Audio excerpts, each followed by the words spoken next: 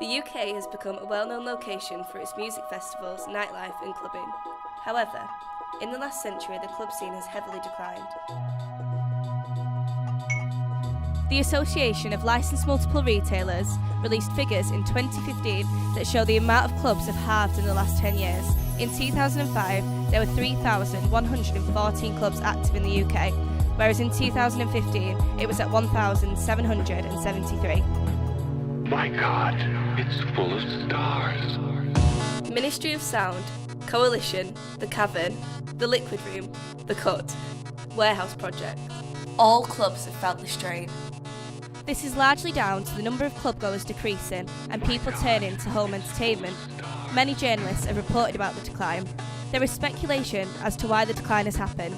The Guardian has said that clubs are too expensive, The Telegraph has said people are scared of losing control at nightclubs, and the BBC have said it has simply fallen out of fashion. Manchester.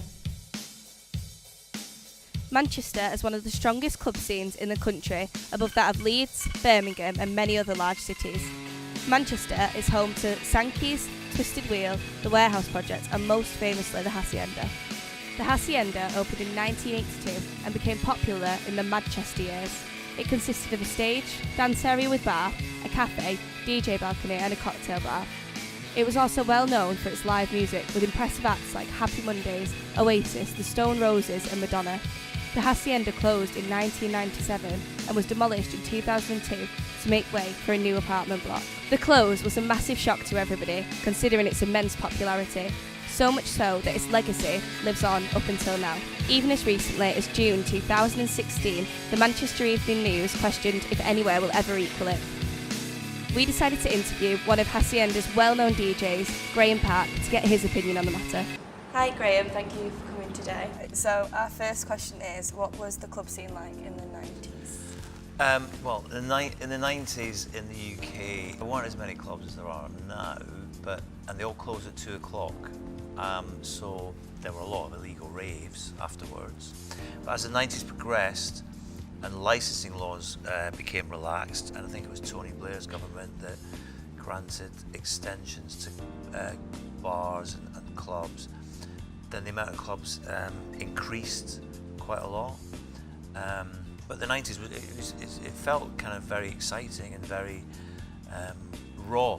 I mean, things that people take for granted now, like late licenses and drinking round the clock and being able to go out any night of the week and party, that wasn't the case. Everything was focused on Friday night, Saturday night, bank holiday weekends. And the only midweek nights you had were student nights. Right, and then we're going on to the Hacienda, which you were obviously a big DJ at. We're just wondering, what do you think it was that made it so popular? Well, there was nothing like the Hacienda really. There was a whole new genre of music that no club would play because it was seen as dangerous and subversive. Even the name Acid House kind of summed up, what it was all about. So even though there was like a subculture of people who were buying these Acid House records, DJs wouldn't play them. So the Hacienda pretty much became a focal point for these people who were coming to the Hacienda because it was a bit different anyway. And then the DJs just started playing it and word spread. So if it was so popular, why do you believe it closed down in the end? Well, the Hacienda was really badly run, to be honest. We also had well-documented problems with gangs because a lot of people taking ecstasy and other drugs. Then gangs think, well, there's a market, a ready-made market, and they're all in one place. And the police kind of knew everything was contained in here, so kind of just let everyone go on with it. But then the gangs started to try and outdo each other and kind of cancel each other out, so that involved guns. Guns in nightclubs, not really what you want to witness or see. And the people who ran it, Factory Records and Hacienda, New Order, weren't really paying much attention to where the money was going, and it just died. I think it was a victim of its own success, really. But it was amazing, and its legacy is a long lasting. Still lives on now. Exactly. You said before about there being more clubs now than there was back then, but in the last 10 years we've seen a decline of clubs in like the UK and Manchester. Why do you think that is? Well, I mean, if you go back to Haciendas was knocked down and replaced by flats, Sankey's in Manchester's having to close because of residential issues. Ministry of Sound's hanging in there, but not over the past 15 years it's had to put up a fight to survive because residents who live nearby are saying it's too noisy, noise pollution. Oh, right. Clubs get bought by property developers, close and turn into apartments. Licensing laws is difficult as well. Do you think there's a chance that the club scene will disappear altogether? I don't think the club scene will ever disappear because there's always going to be people who want to go out and just lose themselves in whatever they want to lose themselves in. And you don't need a nightclub to have a party. You can have it in a warehouse. You can have it outside on the side of a hill like we used to do in the 80s and 90s. We used to have illegal raves. But also, the festival scene. I mean, Glastonbury, you would never get anything remotely dance music orientated at Glastonbury. And in recent years, you've had Daft Punk, Chic, Norman Cook, Bez's Acid House Tent. I've DJ'd at Glastonbury. We're doing Hacienda Classical, hopefully at Glastonbury this year. So most festivals now have a dance music element, and there were dance music festivals. I mean, Creamfields, for example. So you don't need a physical nightclub.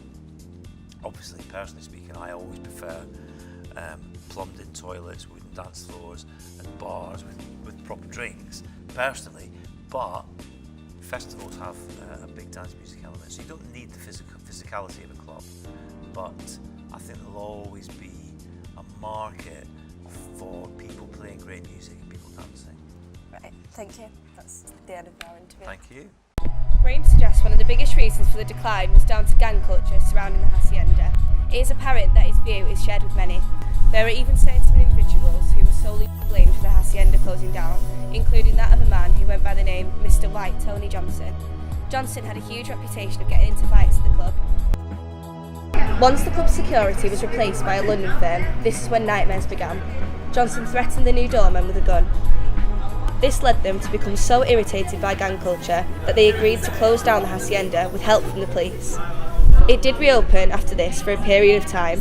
However, the gangs continued their violent antics by attacking the clubgoers and the staff. As Graham said, the club was closed to make way for new apartments. Many critics believe the closure was down to the housing crisis and that the gangs were just an easy excuse. This left us with two possible reasons for the decline: crime in clubs and the housing crisis. We decided to ask the general public for some insight on the dying club scene. In the last 10 years, the club scene has halved. Why do you think this is? I think a big part of it is that clubbing used to be a very important event of the week, like you'd all plan for it and you'd save a lot of money for it, whereas these days all the cheaper clubs, all the options for students, I think people can just, it's not as big a deal, it's a bit more of a spontaneous thing, and as a result that people go out more as well. I think people don't need to go to the clubs as much and sometimes are just satisfied with a night like in the pub or something. I think it's because nowadays, with the prevalence of the internet, everyone can listen to music wherever they can. They can listen to it on their phones, on their iPods, anywhere they can.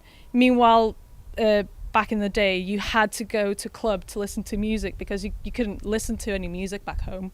And it was just much easier to go to a club, see the DJ you liked, and that was it, really. Personally, I think it's a crackdown on drugs, because the Manchester club scene used to be all about like ecstasy, sort of like Hacienda sort of scene. Also, the club scene's getting a lot more commercial. If you look at places like Deansgate Locks, where it's just full of like people in suits. Northern Quarter used to be really bohemian and cool, and like look at it now, it's going like more like Deansgate Locks. Everything's moving a lot more commercial and a lot more money-wise, and I think the younger people just really aren't into that. I think it's probably half because of half the drugs that are being used in clubs, and they're not really supporting a great environment in clubbing. Yeah. Do you think the club scene will completely die out? I don't think it'll die out if people go there to have a good time and not just to get completely smashed. I don't think it can. I think people still enjoy it too much, and despite what I said, people will still go to the clubs a lot just because it's only a bit different. And in any case, they're all different from each other, so each club brings a different thing to someone. I hope not. I really hope not. I don't think it will truly die out because there's people that still enjoy the whole interactive part of it and going out with friends and going to see specific DJs. So hopefully we will get to see clubs come back to life like the Hacienda. They've still got the Hacienda nights going on, so hopefully that might catch up and people on the whole, hopefully on the whole they'll just think, might as well go back to it. Not really, because there's always new places popping up. Like one of my favourite places is Hidden, which is just outside the city centre, and that's more the sort of vibe that people want. So when places like Sankey's close down, there's always going to be a new place that opens up somewhere else, and it'll just keep on moving around the city. The general public seem to agree with Graham that crimes in clubs, including drugs, are the reason for the decline. However, they do believe that the club scene will never truly die out. So it's apparent times are changing, and so is the club scene. But what is it changing into? There is a new version of clubbing and raving which is sweeping the nation. With people now going to silent raves, paint festivals and morning raves, what will be the next big thing? We chose to look into one of the local Manchester raves, Morning Gloryville, which is held here at the Wonder Inn in central Manchester. We decided to interview Becky McCarthy, who works at Morning Gloryville, to find out her opinion. Hi Becky, thank you for joining us. Thank you for having me. Our first question for you is, what is Morning Gloryville and what do you do? Morning Gloryville is an immersive morning experience that starts at 6:30 in the morning till 10:30. We offer free yoga, massage, smoothies, healthy breakfast, face painting, glitter, and most importantly a banging dance floor. We have some great DJs on. People come here before work, they come here with their kids, people from all walks of life. It's a fully inclusive experience. We're on a mission to open hearts and minds and inject happiness into city life, into morning culture, and challenge the daily routine of Wednesday mornings, getting up midweek, ready for work.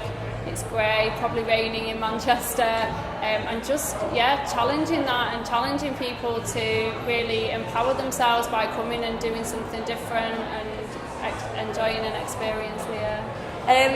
And we've noticed that the club scene has changed. Have you seen any changes yourself?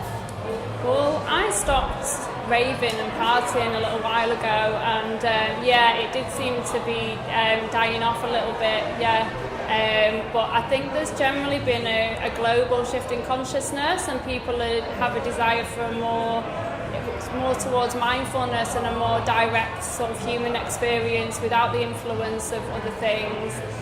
Morning Gloryville started in London in 2013, and it's coming up to its 4th birthday now. And straight away, it spread within the first year. It spread to 23 cities around the world, as far as Melbourne in Australia, the States, Bangalore. It happened everywhere, which shows that there was a calling out for that all over the world. So and other things popping up, like a lot of my circle of friends now, they're looking for workshops or things that are educating and direct, authentic experiences rather than going and being under the influence of other things. And so do you think the club scene will ever really completely die out? I don't have an answer to that. I don't know if it's going to die out, but I can definitely see, especially in Manchester, like this venue, for example, we moved to the Wonder Inn 3 months ago, and here it's constantly booked out with different events going on, workshops, music events, and people are looking for other things to happen. And for Morning Gloryville, since we started here, it's almost been a year now since we've been in Manchester, and it's taken off straight away, and it clearly shows that people are looking for other things to do and really enjoying, just having an alternative. The UK's club scene has taken a massive decline, but with the UK's economy being dependent on nightlife, we believe it will never truly die out. We've seen some changes and we believe we'll see more.